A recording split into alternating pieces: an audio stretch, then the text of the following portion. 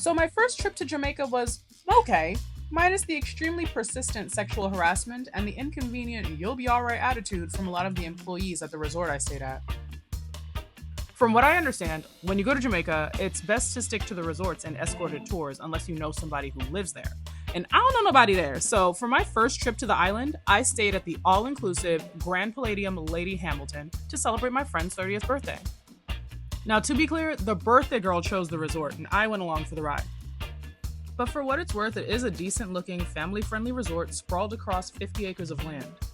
It was pretty to look at when the sun was shining, and I easily closed all my Apple Watch rings every day just from getting around. I spent some time at the gym and the beaches, but this one they called one of the most beautiful beaches in Jamaica, and I had to wonder if there was another Jamaica and if I was at the wrong one, because this could never be in the top 5. There was a sign that said, "This is the most beautiful beach in Jamaica."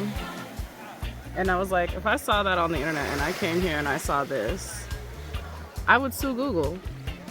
I mean, it's not bad looking, but most beautiful beach on a whole island surrounded by water, I don't know. So on the grounds, the activities and performances were fine, but none of that really mattered once I started getting the most despicable, unwanted attention from male resort employees.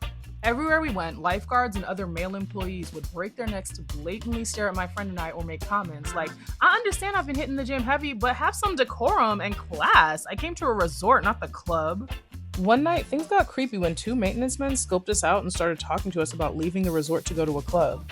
We kept turning them down, but they kept pushing about, "Oh, we're taxis, we can take you and we'll stay there with you." And everyone knows you aren't supposed to leave the resort in Jamaica, but they kept trying to convince us to use their bootleg taxi service to take us there. They followed us all the way to a nude beach because we were on our way to see it for the first time, and when we thought they left, they came back around after a few minutes, and I looked at my friend like, time to go. And we rushed away and told them that we did not want their services. Unfortunately, I didn't get their names because it was too dark, so I couldn't report them.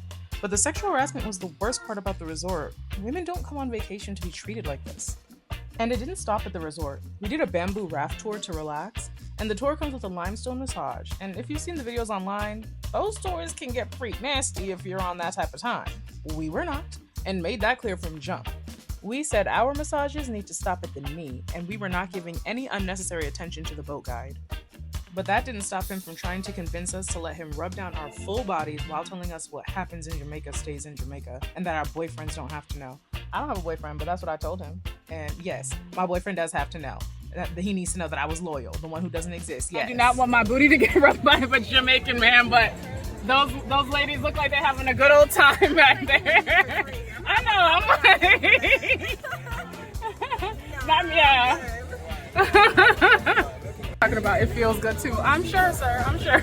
Man is talking about what happens in Jamaica stays in Jamaica. Sir, I already know how y'all get down here. Please leave me. Leave me be. Unfortunately, you really can't let these men here charm you. You just gotta be like, no. And you could be nice or you could be mean about it, however you need to be. Unfortunately, I've been a lot meaner than I would usually be. Just like from jump, like don't even look at me because the harassment that I've already experienced here, the hitting on you is just a lot. And like I said, it gets to the point of harassment. So, sometimes you just gotta be like, no, it's cool. And you can be nice about it or whatever, but you gotta put your foot down here. We did do one other experience that was better, save for a few weird jokes the guide made, but the pictures were fire, and I didn't have to be sexually harassed to get them.